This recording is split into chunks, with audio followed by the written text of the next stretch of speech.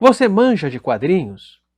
Vai manjar. Eu vou trazer nesse vídeo aqui elementos básicos dos quadrinhos. É uma abordagem bastante introdutória, mas é um vídeo que estão me pedindo faz bastante tempo. Então, obviamente, é superficial, mas o esforço aqui é trazer um vocabulário comum, de termos comuns, para a gente conseguir falar a mesma língua quando estamos falando de histórias em quadrinhos. Eu vou falar aqui de termos balão, quadro, sarjeta, explicar basicamente cada um, mas tentando ir aqui por um caminho nem sempre tão óbvio quanto a maioria desses livros aí de A Linguagem dos Quadrinhos. Espero que esse vídeo seja útil, depois vocês me digam aí nos comentários se foi de alguma forma. E peço que vocês curtam o vídeo se estiverem curtindo, se inscrevam aqui no canal caso seja novo por aqui, compartilhe, seja um apoiador do Quadrinhos Sarjeta, isso é muito importante para a gente continuar fazendo esse canal, produzindo conteúdos como esse. Vou deixar o link na descrição do vídeo no primeiro comentário fixado. Mas vamos lá, o que são as histórias em quadrinhos? Ok, já começo com um baita de uma pergunta, né? Qualquer resposta que procure sintetizar o que são as histórias em quadrinhos tende a ser um tanto empobrecedora, mas o que a gente pode dizer é que as histórias em quadrinhos são uma forma de arte que opera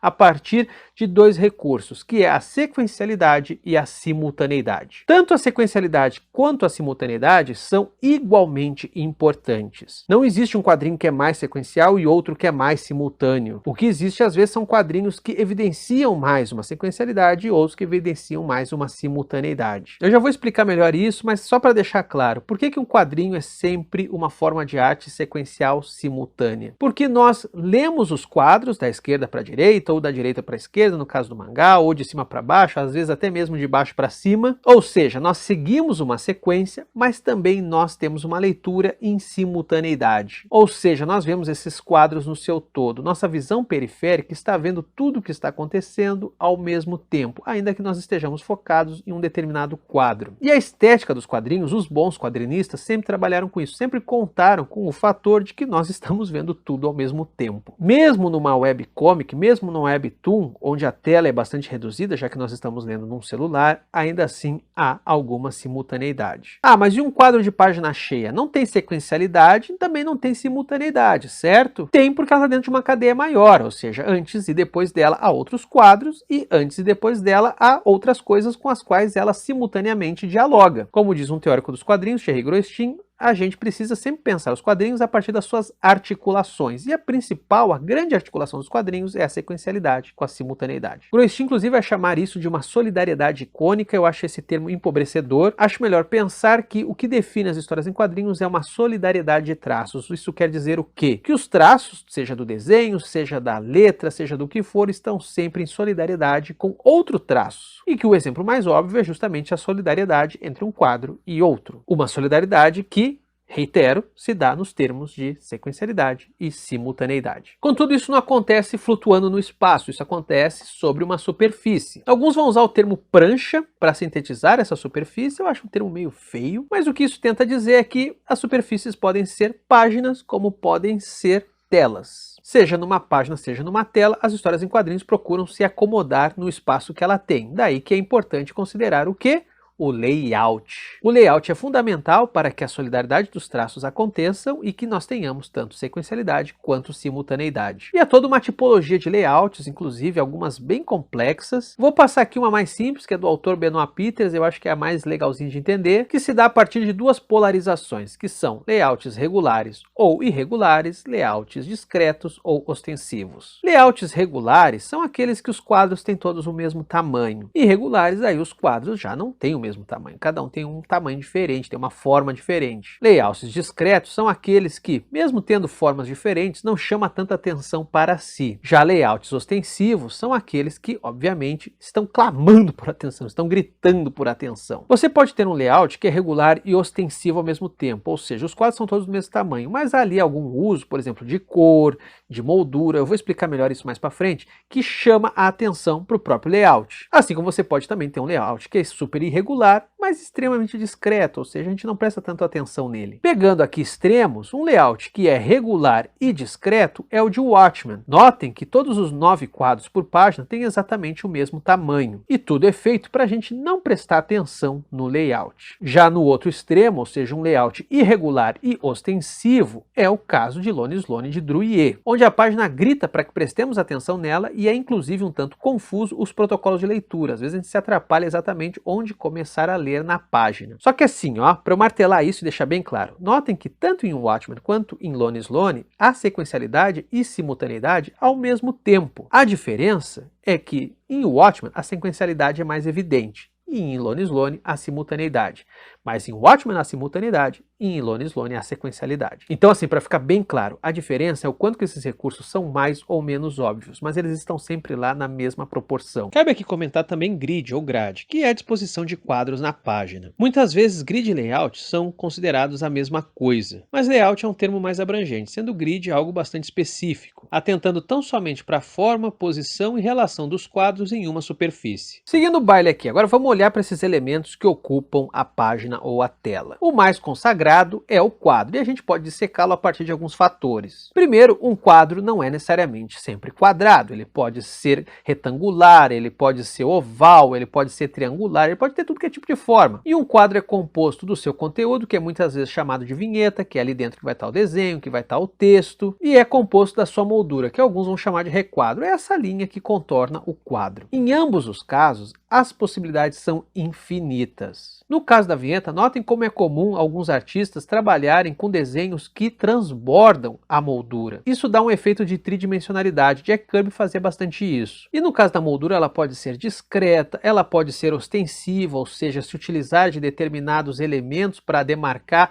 o enquadramento. Inclusive, dentro da composição da página, às vezes uma moldura específica para um quadro serve para enfatizar aquele quadro, e inclusive a ausência de moldura faz com que um determinado quadro ganhe destaque e tenha toda uma cadência rítmica diferente, algo que também é bastante comum na poética das histórias em quadrinhos. Entre os quadros tem uma palavra que vocês nunca ouviram falar nesse canal, que é sarjeta. Sim, é daí o nome do canal, caso você não saiba. Quadrinhos na sarjeta. Sarjeta é esse intervalo entre os quadros. Esse intervalo muitas vezes é em branco, mas ele pode ser de qualquer cor. Ele inclusive pode ser apenas um traço, uma cor ou mesmo apenas sugerido. Seja como for, a sarjeta é aquilo que faz com que nós entendamos que existe um intervalo entre um quadro e outro. O Scott McCloud vai muito teorizar em cima da sarjeta. Vai entender inclusive que a sarjeta é o lugar mágico dos quadrinhos, porque é ali onde as imagens que os quadrinhos não mostram acontecem na nossa cabeça. Ou seja, de uma imagem a outra das histórias em quadrinhos, é a sarjeta que consegue fazer com que tudo faça sentido, porque ela projeta uma série de imagens virtuais na nossa cabeça. Já Thierry Grosstin vai entender o exato oposto, ou seja, o poder da sarjeta é justamente de nos dar uma não imagem, de nos dizer, olha, disso é para isso e fim. Seja como for, para não me alongar nesse papo, até porque minha tese de doutorado foi sobre uma teoria da sarjeta,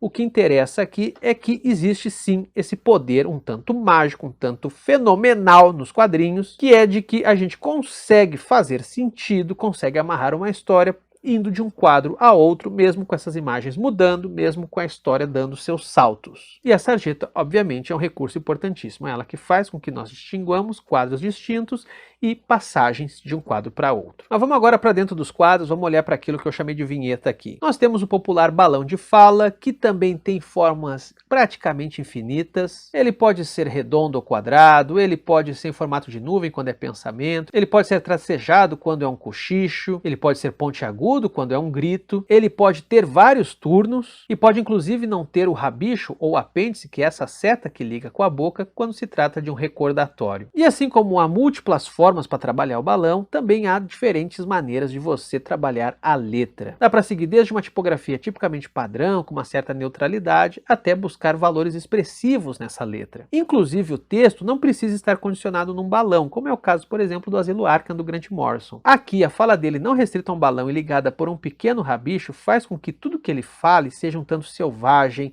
indomesticado, que não se prende a nada. E no que tange o desenho, a gente pode fazer uma distinção extremamente simplista, separando o desenho figurativo de não figurativo. E dentro do desenho figurativo, polarizando, de um lado, realista e do outro lado cartunesco. No polo do realismo estaria, por exemplo, um artista como Don Lawrence e no polo do cartunesco estaria um artista como Calpurnio. Mas friso aqui que isso é uma divisão bastante simplista, porque no meio disso aí tem desenho impressionista, cubista, expressionista, enfim, todos os estilos e tendências possíveis. E também é importante frisar que há uma possibilidade bastante grande de intercâmbio entre tendências realistas e cartunescas. Uma tradição bastante consolidada na escola franco-belga, sobretudo a partir de Hergé do Tintim é de utilizar personagens cartunescos com fundos realistas. E isso produz um efeito muito legal, que depois passou a ser utilizado por muitos e muitos outros artistas. Quanto ao desenho não figurativo, bem, daí eu estou falando de abstração, ou seja, daquelas formas e cores que valem por si só. Elas não representam absolutamente nada, enquanto formas e cores tão somente. Seus valores não são icônicos, são tão somente plásticos. Outros elementos importantes de comentar aqui, um bastante famoso, onomatopeias. A onomatopeia é uma espécie de intervalo entre o texto e a imagem nas histórias em quadrinhos. Afinal, é um elemento textual, mas que também tem um apelo plástico muito forte. É um elemento muito associado com os quadrinhos, tem uma força poética muito grande, mas que cabe lembrar,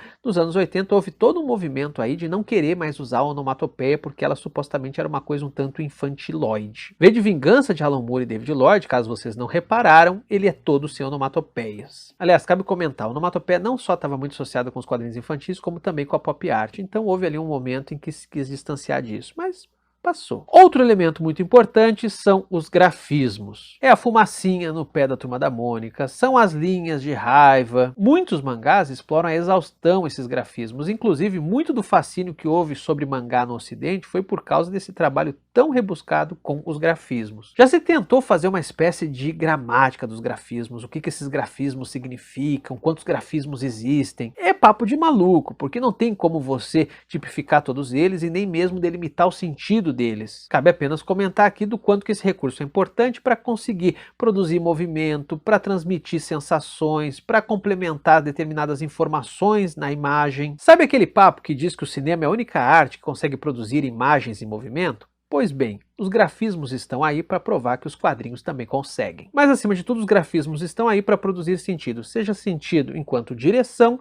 seja sentido enquanto significado. Agora deixa eu dar conta aqui de algumas paradas que eu só vou falar muito superficialmente. Linha, que é uma questão que já é muito discutida por teorias anteriores às dos quadrinhos, como é o caso da teoria da arte, teoria do desenho. A linha pode ser bastante firme ou trêmula, pode ser bastante grossa ou fina, pode-se operar com ela para efeitos minimalistas, como faz André Dahmer, ou trabalhar com achuras, produzindo um efeito muito rico e muito interessante, como é o caso do Sérgio Top. Como eu disse, já existe uma ampla teoria sobre isso, mas algumas escolas são muito características dos quadrinhos, como é o caso da escola da linha clara, para falar novamente aqui de Hergé. A linha clara, chamada também de democracia das formas, se trata de desenhos que possuem todos eles uma linha bastante clara e da mesma grossura. Isso, que tem sua razão parcialmente numa limitação técnica, tem também todo um efeito estético que acaba sendo utilizado por muitos outros quadrinistas posteriormente. Outro elemento aqui que também tem uma teorização muito prévia aos quadrinhos é a cor. Cabe comentar apenas que nos quadrinhos a cor acaba tendo uma série de restrições de ordem tecnológica e comercial. Por muito tempo, por causa de limitações técnicas, foram utilizadas nos quadrinhos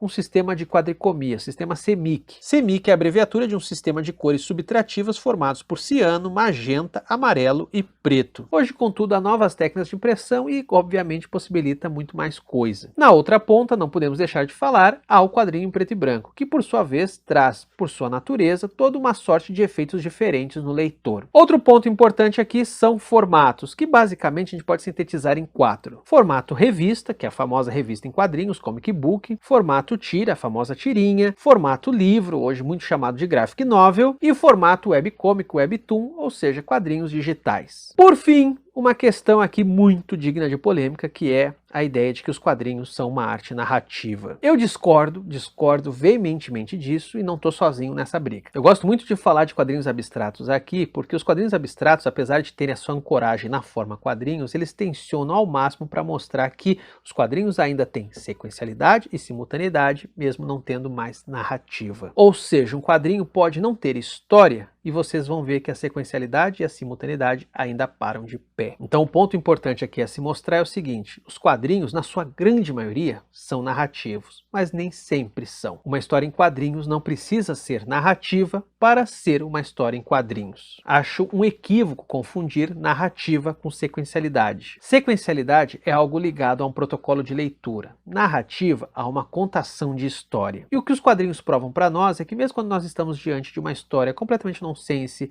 de desenhos extremamente abstratos, nós mantemos o protocolo de leitura, mesmo não tendo nenhuma história que seja contada ali. Bem, é isso, pessoal. Eu acho que eu consegui aqui abarcar de uma maneira muito resumida uma cacetada de coisa, né? Como vocês podem notar, os quadrinhos só podem ser pensados pelas suas grandes articulações. É por isso que o Thierry Groistin é um nome tão importante, por isso que ele vai cunhar a artrologia como uma ciência de estudo dos quadrinhos. A artrologia é basicamente o estudo das articulações, ou seja, a gente tem que pensar os quadrinhos pelas suas articulações, não tem outro jeito. Tudo isso que eu falei não dá para pensar isoladamente, sacou? Não tem como. Para quem tiver interessado em referências a respeito disso, bom, tem os vídeos aqui que eu já fiz, tem uma playlist aqui nesse canal chamado Estudos de Quadrinhos, e aqui tem já muitas referências a respeito, mais livros bastante introdutórios sobre essa questão da linguagem dos quadrinhos, dos seus recursos, etc. São o já tão criticado por mim Desvendando os Quadrinhos, do Scott McCloud, e um brasileiro bastante consistente, que é do pesquisador Paulo Ramos, chamado A Leitura dos Quadrinhos. Para além disso, Thierry Groistin, que eu citei aqui, com o Sistema dos Quadrinhos, e caso você leia francês, Lire la bande dessinée de Benoit Peeters, que eu torço que seja traduzido aqui. Eu tô com ele aqui atrás, mas eu fiquei com preguiça de procurar no meio dos livros, para ser bem honesto. Existem também muitos outros livros que investigam os recursos dos quadrinhos. Caso você seja um pesquisador da área, indique aqui. Mas era isso, espero que tenha ajudado.